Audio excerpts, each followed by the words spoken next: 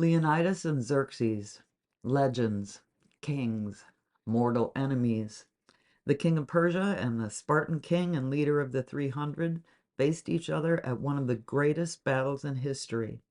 Only one was alive by the end. The Battle of Thermopylae and the kings that fought at it are still remembered 2,500 years later. They were very different and surprisingly similar.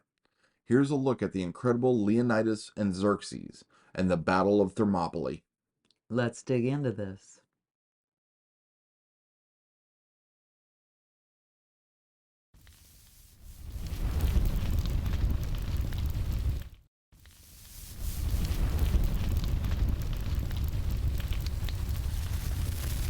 Warning, viewer discretion advised. Leonidas was born around 540 BC in Sparta, Greece. He was the second son of the king's first wife and may have had a twin brother. His older half-brother Cleomenes assumed the throne when their father died, but had reportedly gone mad, while his older full brother Darius had left Sparta furious when he was passed over for the throne, and was killed a short time later. Leonidas married Gorgo, his half-brother Cleomenes' daughter, and had a son. He came to the throne in 489 or 490 BC at about the age of 50. His childhood was spent like all Spartan male children, with the training of the Agog, beginning around age 7. The tough training in weaponry, tactics, and survival was required to gain full citizenship in Spartan society. During their teenage years, the training also included acting as spies and controllers of the younger boys. Then, at age 20, the men were required to participate in a group military training with about 15 men learning to live and fight as a unit. Leonidas excelled in his lessons, becoming a master warrior and military leader. Xerxes was the son of Darius the Great and grandson of Cyrus the Great. Born in 518 BC, about 20 years after Leonidas was born, he was raised by court eunuchs. Like Leonidas, his formal education began at age 7, but concentrated on riding and hunting. When Xerxes reached the age of 14, he was assigned 4 teachers and began the required training for all Persian princes, designed to teach leadership and bravery. He was also instructed in the beliefs of the Zoroastrian religion.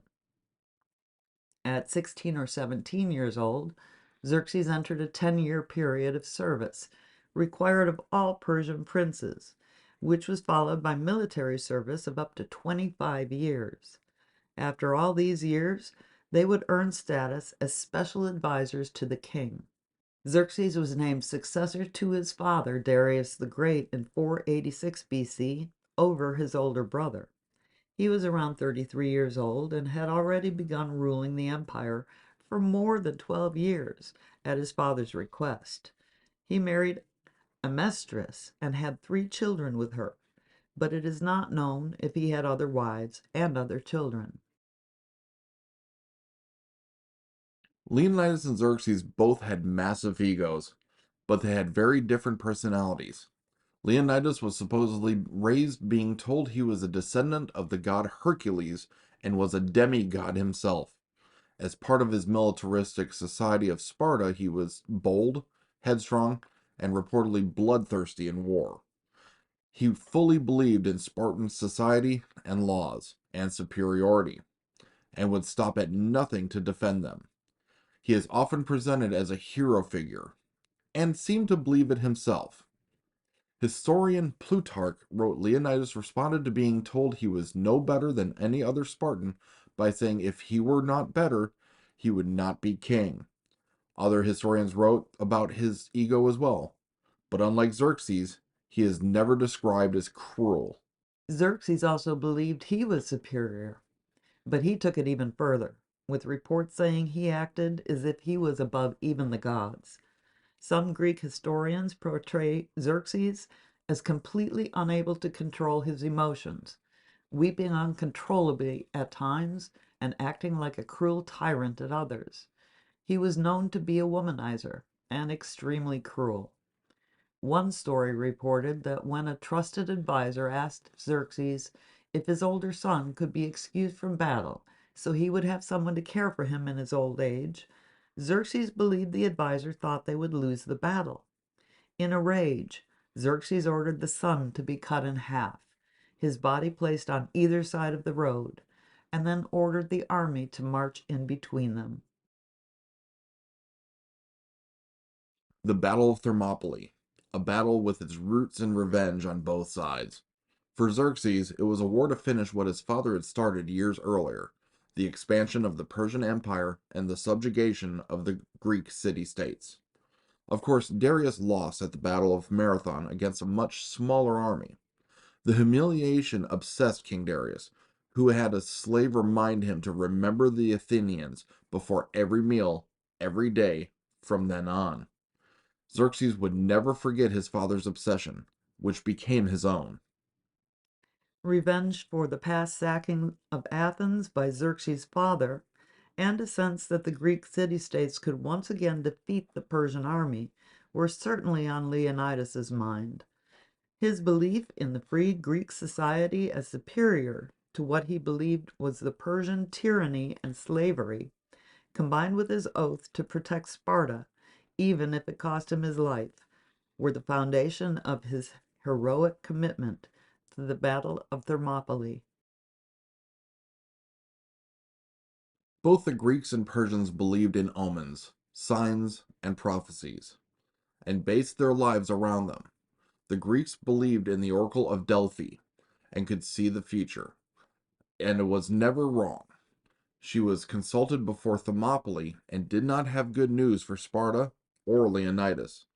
Her prophecy was that Sparta would be destroyed, or Sparta's king would die.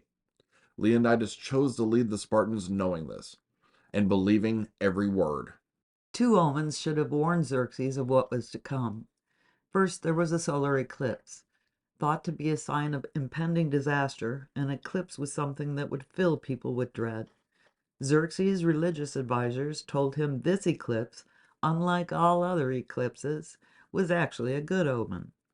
Later, historian Herodotus reported that a horse had given birth to a hare, a sign that Xerxes would begin his war strong, but end running for his life. Again, Xerxes brushed off the omen as nothing. Xerxes famously demanded Leonidas and his forces lay down their weapons.